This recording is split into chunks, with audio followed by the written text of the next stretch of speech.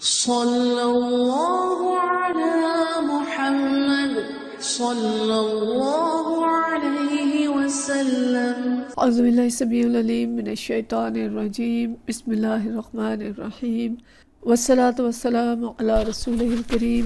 باب ہم پڑھ رہے تھے تشہد کی دعاؤں کا، کہ تشہد میں کون سی دعائیں پڑھنی چاہیے۔ اسی سلسلے کی حدیث ہے 799 حدیث کا نمبر ہے۔ حضرت ابی بکر صدیق رضی اللہ تعالیٰ عنہ سے یہ حدیث روایت ہے۔ فرماتے ہیں انہ قال لرسول اللہ صلی اللہ علیہ وسلم، کہ میں نے رسول اللہ صلی اللہ علیہ وسلم سے فرمایا علمنی دعا ان ادعو بہ فی صلاتی، کہ مجھے دعا سکھا دیں جس میں میں اللہ کو نماز میں جس دعا کے ذریعے میں اللہ کو پکاروں۔ قال، آپ صلی اللہ علیہ وسلم نے فرمایا قل، کہو اللہم انی ظلمت نفسی ظلما کثیرا، کہ اے اللہ میں نے اپنی جان پر بہت زیادہ ظلم کیے ہیں، ولا یغفر الذنوب الا انت، اور تیرے سوا کوئی گناہوں کو معاف کرنے والا نہیں ہے، فاغفر لی، پس مجھے معاف کر دے، مغفرۃ من عندک، اپنے پاس سے اپنی مغفرت کے ذریعے، وارحمنی، اور مجھ پہ رحم فرما، انک انت الغفور الرحیم، بے شک کہ تو سب سے زیادہ رحم کرنے والا ہے۔ تو پیچھے ہم نے جو دعا پڑھی تھی وہ تھی فتنہ مسیح دجال سے پناہ والی۔ حضرت ابوبکر صدیق کو نبی کریم صلی اللہ علیہ وسلم نے یہ دعا سکھائی، تو اس کا مطلب ہے کہ مختلف دعائیں ہیں جو پڑھی جا سکتی ہیں۔ آج ہم اگر تھوڑا سا ذکر حضرت ابوبکر صدیق رضی اللہ تعالیٰ عنہ کا کر لیں، کہ آپ رضی اللہ تعالیٰ عنہ بہت نرم دل تھے، نہایت بردبار تھے، اور نبی کریم صلی اللہ علیہ وسلم سے دوستی جو تھی آپ کی سب سے زیادہ تھی۔ ساری زندگی آپ نبی کریم صلی اللہ علیہ وسلم کے دوست رہے، اور آپ صلی اللہ علیہ وسلم کی وفات کے بعد خلیفہ اول بنے۔ تو خلیفۃ الرسول کا لقب جو ہے وہ صرف حضرت ابوبکر صدیق کو ملا تھا، اس کے بعد جو باقی تھے وہ امیر المومنین کہلاتے تھے۔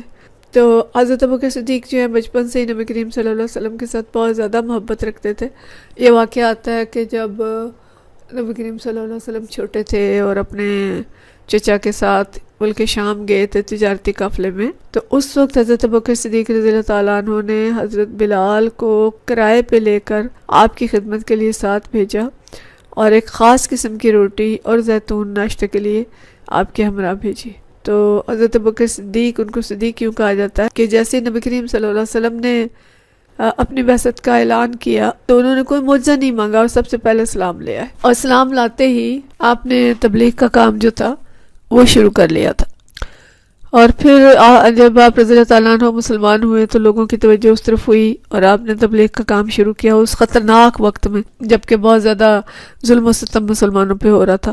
تو جتنا مال تھا حضرت ابوبکر صدیق رضی اللہ تعالیٰ عنہ کے پاس، وہ سارا مال انہوں نے نبی کریم صلی اللہ علیہ وسلم پر، ان کے دین پر، اشاعت اسلام پہ خرچ کر دیا تھا۔ کہا جاتا ہے کہ آپ کے پاس 40,000 نقد درہم تھے، اور وہ سب انہوں نے نبی کریم صلی اللہ علیہ وسلم کی خدمت اور اشاعت اسلام کے لیے خرچ کر دیے تھے۔ اس کے علاوہ 7 غلام تھے جنہیں جو مسلمان ہونے کے سبب سے طرح طرح کے ظلم و ستم کا نشانہ بن رہے تھے، تو ان کو خرید کر آزاد کیا۔ اسلام میں سب سے پہلا خطبہ پڑھنے کا اعزاز بھی حضرت ابوبکر صدیق کو حاصل ہوا، اور پہلی مسجد بھی بنانے کا اعزاز جو ہے وہ حضرت ابوبکر صدیق کے پاس ہے۔ انہوں نے اپنے گھر میں مسجد بنائی تھی مکہ میں، اور اس میں بیٹھ کے روزانہ تلاوت کلام پاک کرتے تھے۔ تو قرآن مجید حضرت ابوبکر صدیق کا پڑھنا، اور پھر ان کی زبان میں جو حلاوت تھی، تو ان کے گرد بہت سارے لوگ جمع ہو جاتے تھے۔ تو پھر کفار مکہ نے اس کو بند کرا دیا تھا کہ ہمارے بیوی بچے جو ہیں کہیں اسلام کی طرف راغب نہ ہو جائیں، انہوں نے مزاحمت کی۔ اور پھر حضرت ابوبکر صدیق رضی اللہ تعالیٰ عنہ نبی کریم صلی اللہ علیہ وسلم کی اجازت سے حبشہ کی طرف ہجرت کی نیت سے روانہ ہو گئے۔ تو راستے میں ابن الدغنہ جو ہے وہ تاجر ملا، یہ کافر تھا، وہ بااصرار واپس لایا، اور مکہ کے رئیسوں سے کہا کہ تم ایسے شخص کو شہر سے نکال رہے ہو جو بے دیکھی ہوئی چیز یعنی ثواب آخرت کو کماتا ہے، صلہ رحمی کرتا ہے، لوگوں کی غم خواری کرتا ہے، مہمانوں کی ضیافت کرتا ہے، تو میں اب انہیں امان دے کے واپس لایا ہوں، اور تم اب ان سے کوئی مزاحمت نہ کرنا۔ سب کافروں نے ابن دغنہ کی جو امان تھی اس کو منظور کر لیا، لیکن حضرت ابوبکر صدیق رضی اللہ تعالیٰ عنہ فوراً بول اٹھے کہ میں ایک کافر کی امان میں نہیں رہنا چاہتا، میرے لیے اللہ اور اس کے رسول کی امان کافی ہے۔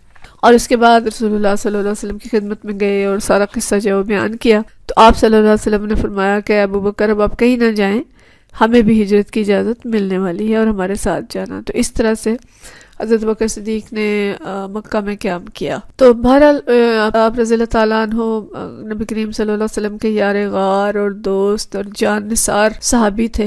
ان کی بہت ساری فضیلتیں ہیں، وہ ہم جب آخر میں جائیں گے تو انشاءاللہ پڑھیں گے۔ تو آپ دیکھیں گے ان سے احادیث جو ہے بہت کم روایت ہیں۔ ایک تو وہ ڈرتے بھی تھے، کم سے کم حدیث بیان کرتے تھے۔ ابھی ہم نے شاید پہلی حدیث ہے بخاری میں جو حضرت بکر صدیق کے حوالے سے پڑھی ہے۔ بہرحال تو دعا جو سکھائی گئی نبی کریم صلی اللہ علیہ وسلم نے سکھائی حضرت بکر صدیق کو، وہ یہ دعا تھی کہ اللہم انی ظلمت نفسی ظلما کثیرا لا یغفر الذنوب الا انت فاغفر لی مغفرۃ من عندک وارحمنی انک انت الغفور الرحیم۔ یہ دعا مجھے امید آتی ہوگی زیادہ تر لوگوں کو نہیں آتی تو اس کو یاد کر لیں۔ تو یہ دعا بھی تشہد میں پڑھی جا سکتی ہے۔ اچھا، اس کے علاوہ حدیث میں مزید دعاؤں کا ذکر ہے، ان کو ہم چند دعائیں دیکھ لیتے ہیں جو آپ صلی اللہ علیہ وسلم نے مختلف صحابہ کرام کو سکھائی تھی۔ تو حضرت علی بن ابی طالب رضی اللہ تعالیٰ عنہ سے روایت ہے کہ اسلام سے قبل نبی صلی اللہ علیہ وسلم یہ دعا پڑھتے تھے۔ کون سی دعا تھی؟ اللہم اغفر لی ما قدمت، کہ اللہ میرے وہ سارے گناہ معاف کر دے جو آگے گئے، وما اخرت جو پیچھے رہ گئے، یعنی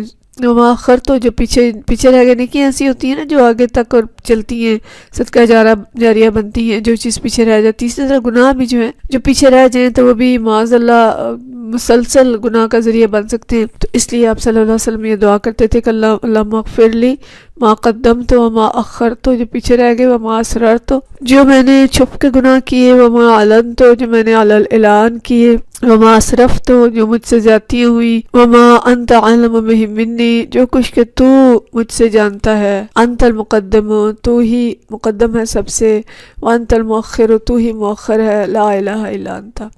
تو یہ دعا جو حضرت علی رضی اللہ تعالیٰ عنہ کو سکھائی، اللہم اغفر لی ما قدمت وما اخرت وما اسررت وما اعلنت وما اسرفت وما انت عالم بہ منی، انت المقدم وانت المؤخر لا الہ الا انت۔ مسلم کے اندر یہ حدیث آئی ہے۔ پھر ایک دعا جو ایک اور صحابی بیان کرتے ہیں، حضرت محجن بن عدرہ بیان کرتے ہیں کہ رسول اللہ صلی اللہ علیہ وسلم ایک دفعہ مسجد میں داخل ہوئے تو آپ صلی اللہ علیہ وسلم نے ایک آدمی کو تشہد کے بعد یہ دعا پڑھتے سنا۔ دعا کون سی تھی؟ اللہم انی اسألک، اللہ میں تجھ سے سوال کرتا ہوں، یا اللہ، اے اللہ، بأنک الواحد الاحد الصمد کہ تو یکتا ہے اور تو بے نیاز ہے، الذی لم یلد ولم یولد نہ تو نے کسی کو جنم دیا اور نہ تجھے کسی نے جنم دیا، ولم یکن لہ کفوا احد اور تیرے برابر کوئی نہیں ہے، تیرا کف جو ہے وہ کوئی نہیں ہے، ان تغفر لی مجھے معاف کر دے، تغفر لی ذنوبی میرے گناہ معاف کر دے، انک انت الغفور الرحیم تو غفور الرحیم ہے۔ تو یہ دعا وہ شخص پڑھ رہا تھا تو آپ صلی اللہ علیہ وسلم نے یہ سن کر 3 بار فرمایا کہ اس آدمی کی بخشش ہوگی، یعنی ایسی خوبصورت دعا ہے کہ جو یہ دعا دل سے پڑھے گا تو اس کی بخشش ہو جائے گی۔ پھر اگلی ایک دعا جو ملتی ہے کہ اللہم انی اسألک بأن لک الحمد، اللہ میں تجھ سے سوال کرتا ہوں کہ تیرے لیے ساری تعریف ہے، لا الہ الا انت الحنان کہ تیرے سوا کوئی معبود نہیں اور تو حنان ہے۔ حنان انتہائی شفقت کرنے والے کو کہتے ہیں، انت الحنان تو بہت شفیق ہے، بہت لوگوں میں مہربان ہے، بدیع السماوات والارض زمین اور آسمان کو بنانے والا ہے، ذل جلال والاکرام تیرا جلال اور اکرام جو ہے بزرگی ہے تیری بے انتہا اور تو بزرگی کا مالک ہے، ذل جلال والاکرام، یا حی یا قیوم اے زندہ رہنے والے اور قائم رہنے والے، انی اسألک میں تجھ سے دعا مانگتا ہوں۔ اس کے بعد اس نے کوئی دعا مانگی، فقال رسول اللہ صلی اللہ علیہ وسلم، اللہ تعالیٰ نے فرمایا، اتدرون بما دعا، کیا تمہیں معلوم ہے اس نے کیا دعا کی؟ قالوا اللہ ورسولہ اعلم کہ اللہ اور رسول ہی زیادہ جانتے ہیں۔ قال والذی نفسی بیدہ، بے شک وہ ہستی جس کے ہاتھ میں میری جان ہے، لقد دعا اللہ باسمہ العظیم، اس نے اللہ کے اسم اعظم سے دعا مانگی ہے، العزیز دعی بہ اجابہ، جو نام لے کے دعا کی جائے تو وہ قبول ہوتی ہے، واذا سئل بہ اعطی، اور جب کوئی مانگتا ہے اس اللہ کا یہ نام لے کے تو اسے دیا جاتا ہے، قال عفان دعا باسمہ ہی۔ تو یہ دعا ہے جو کہ ایک اور دعا سکھائی گئی صحابہ کرام رضوان اللہ اجمعین کو۔ اس طرح کتب حدیث میں اور بہت ساری دعائیں ملتی ہیں، ان کو ہم پڑھ لیں کہ جو تشہد میں نبی کریم صلی اللہ علیہ وسلم پڑھتے تھے یا صحابہ کرام کو سکھائی تھی۔ مطلب یہ ہے کہ ایک لگی بندی ایک دعا نہیں ہے کہ بس صرف وہی پڑھیں اور اس کے علاوہ ہم کچھ نہ مانگیں۔ ہم کوئی قرآنی دعا، کوئی مسنون دعا جو ہمیں آتی ہو، ہم تشہد کے بعد اور سلام پھیرنے سے پہلے درود شریف کے بعد پڑھ سکتے ہیں۔ اور خاص طور پہ جو کوئی خواہش ہے، کوئی مشکل آ گئی ہے، کوئی بیماری آ گئی ہے، تو اس حوالے سے بھی دعا ہم سلام پھیرنے سے پہلے کر سکتے ہیں۔ وآخر دعوانا الحمدللہ رب العالمین۔